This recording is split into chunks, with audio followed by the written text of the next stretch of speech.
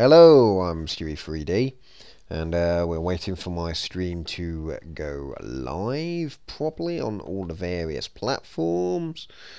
And there we go, mobile live dashboard has just peaked up and said I am live. So, oh God, don't want to be hearing my own voice on this video. So, I've just had a question from one of my YouTube subscribers saying he's got the same laptop as me and was just wondering what settings I use for my streams to get the best quality.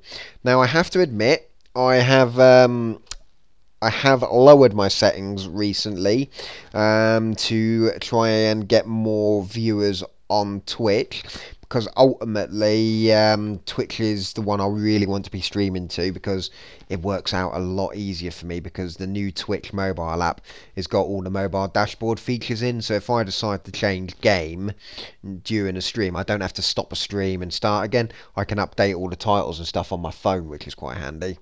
But that's a bridge we'll cross when we come to it. So anyway, we want to be looking at my OBS settings then to show my subscriber what settings I'm using. So here we go. So we're going to dive into the settings.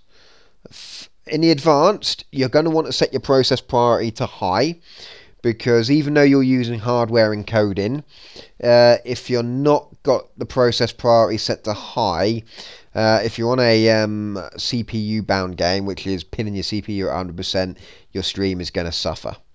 OBS, as you can see, is only using a very small percentage of my CPU anyway, but if it's not the high process priority, it's just going to choke. It's not going to happen. Video, I've got it set to 720p bicubic sharpen. I didn't go all the that's sort of the middle ground downscale filter. You can put it to something like something called Lancesos or something, however you pronounce it, but that uses slightly more CPU encoding power. So I've gone for bicubic because it's just the best of both worlds, to be honest with you.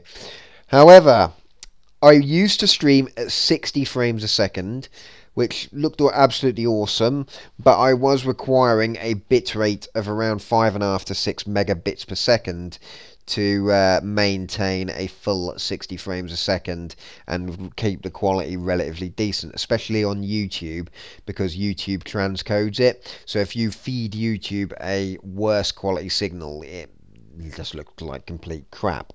However, after discussing with Scazius about trying to boost my Twitch viewers, he suggested lowering my bitrate and dropping my frame rate to 30 to make my streams more accessible to everyone, because he says not everyone's got the ability to watch a full 60 frames a second 720p video, whether it's through internet connection or older hardware. So what I've done is I have dropped to 30 frames a second, or more precisely 29.97. Now, under the common FPS, there's 30, 29.97, 24, 60, various settings. Do not choose 30 solid, because for me, I noticed it made the games look really weird. Camera would look smooth as anything, but the games would not look right. The motion in the games just looked rubbish. It just looked disgusting. However, well, actually, I wouldn't. It would just made me feel sick watching it. The motion just didn't look right, and it almost gave me a sense of motion sickness. However, what fixes that is by setting the frame rate to 29.97.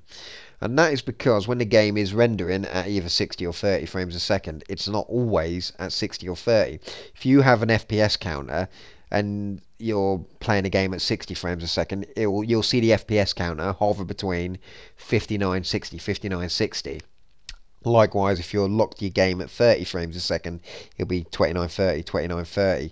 And that's where that sort of tiny little frame difference there. So 29.97 is the frame rate value I would be going for.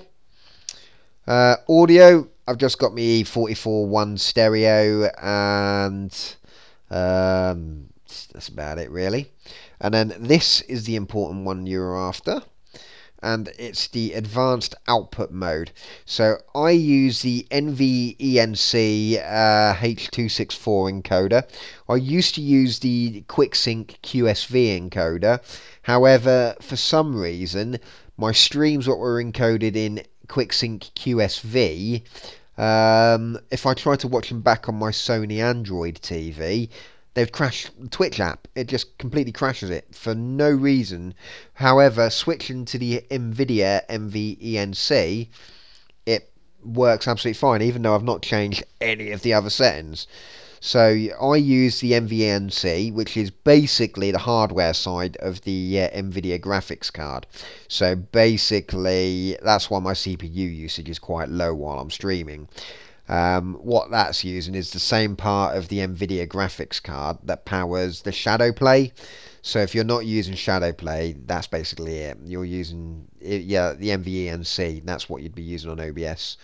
I've got the enforced streaming service encoder settings ticked. Makes no difference if you have it ticked or not, but I just leave it ticked. I haven't got output rescaled because I'm only streaming at 720p, so I leave that at 720. There's no point in upscaling the 720 to 1080 for no reason. I've got my rate control as CBR, constant bit rate. My bitrate for current streams is 3500, which is quite a decent bitrate figure for 30 frames a second.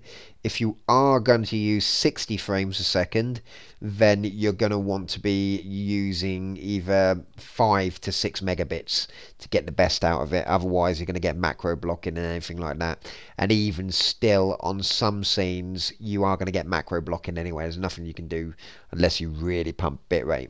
So at 30 frames a second, 3500 kilobits per second on the bitrate. Keyframe interval of 2, which is what Twitch wants. I have the presets set to high quality. That just tells the encoder to... bear with me a second, my wife is phoning me.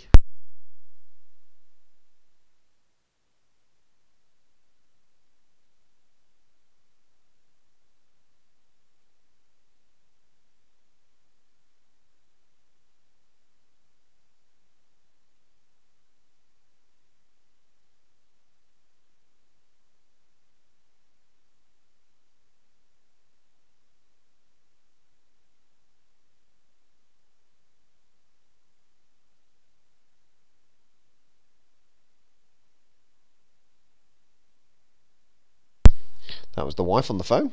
Yeah, so where was I? Yeah, so the keyframe interval of 2, which is what Twitch's settings mandate. They say you've got to have the keyframe of 2.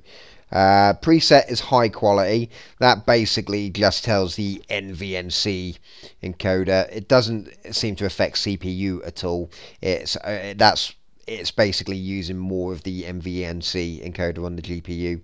It doesn't seem to affect frame rate in games, so shove it to the highest quality. Profile high, which it just adds extra quality to it. Twitch says you can now use high profile. Level auto, not a clue what the hell that setting is, so I just don't touch it. And then I use 2-pass encoding as well, which yeah, as what it says on the tin, there's 2 passes to encode it to try and get even more quality out of the try and get even more quality out of it.